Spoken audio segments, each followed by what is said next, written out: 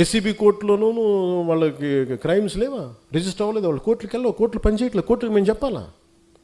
Supreme court జడ్జిలకు తెలియదా ఎవరు నేరం చేశారు, ఎవరు చేశారని తెలియదా? మేము చెప్పాలా? ఇది నన్ను ఇన్సల్ట్ చేయడం కాదు, అమిత్ షా గారిని ఇన్సల్ట్ చేయడం కాదు, వ్యవస్థని అవమానపరచడం. నేను ఎందుకు పట్టించుకోనంటే, Newton's third law, for every action there is an equal and opposite reaction. చర్యకి ప్రతిచర్య ఉంటుంది. కర్మ వదలదు ఎవరిని,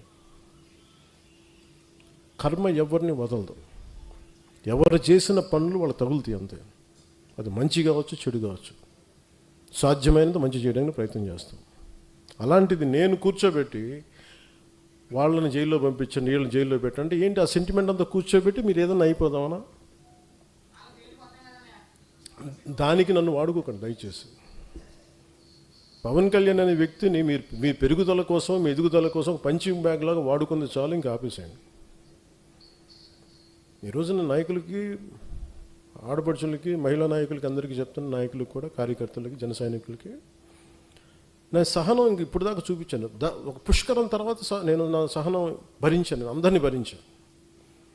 ఇక భరించడాలలో కాన్సిక్వెన్సెస్ ఉంటాయి ఎవరికైనా సరే. నాకు ఆ భయాలు లేవు.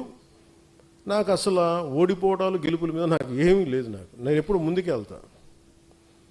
అంతేగాని కూర్చోబెట్టి వీళ్ళనంటే ఈ మాట అంటే ఓట్లు పోతాయండి, వాళ్ళనంటే ఇది పోతుందండి, ఆ భయాలు చేసేసే దేశాన్ని ఇక్కడ దాకా పట్టుకొచ్చారు అందరూ.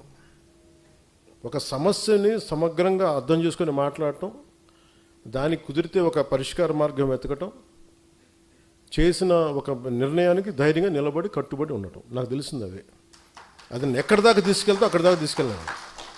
అంతేగాని కూర్చోబెట్టి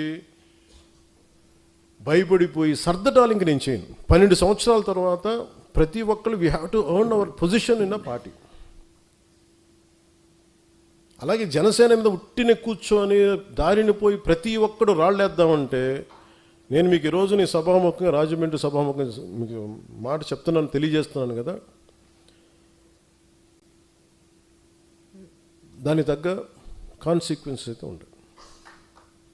ఎందుకంటే దీన్ని మీరు తర్వాత నన్ను తిట్టుకోండి, తిమ్ముకోండి, కానీ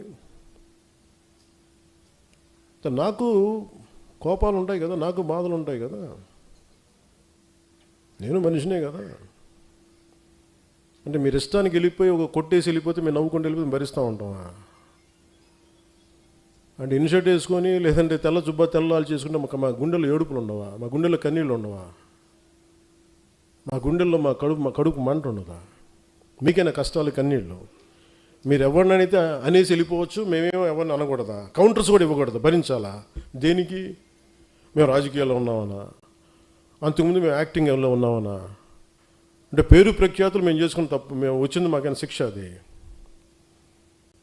రోడ్డును పోయే ప్రతి ఒక్కడు ఇట్లా అంటా ఉంటే మేము ఎందుకు కూర్చుంటాం, ఎందుకు భరిస్తాం? మేము భరించినంతకాలం భరించాం. చాలా కాలం చెప్పాను, చాలా సంవత్సరాల క్రితం చెప్పాను, భరిస్తాం, సహిస్తాం, అవసరమైతే తాట తీస్తాం అని. ఇది నేను సరదాగా చెప్పలా, అదేదో సినిమా డైలాగులుగా చెప్పాలి. నాకు ఉన్న చిరాకు, విసుగు. ఎందుకంటే చాలా సగటు మనిషి కోపం నాది. భరించి భరించి భరించి ఎంతకాలం భరిస్తాం? దేనికైనా హద్దు పొద్దు ఉండదు ఎవరికైనా. కొన్ని టీవీ ఛానల్స్ ఉంటాయి, వాళ్ళు బెదిరిస్తూ ఉంటారు. ఇప్పుడు మొన్నేదో సివిల్ సప్లైస్ గురించి ఏదో న్యూస్ వస్తుంటే విచిత్రమైన, ఇందాక చెప్పాను కదా, బయట డోర్ తెరవడు, మనకి లోపల డోర్ తెరుస్తాడని. ఒక జనసేన నాయకుడు ఇంకో జనసేన నాయకుడు ఆ టీవీకి లీడ్ ఇచ్చాడు. నాకు అది కూడా తెలుస్తూ ఉంటుంది. ఏం మాట్లాడతాం? సివిల్ సప్లైస్ ఏదో రైస్ ఇట్లా ఉంది, అది ఇదని మాట్లాడితే నాకు ఆశ్చర్యం కలిగింది.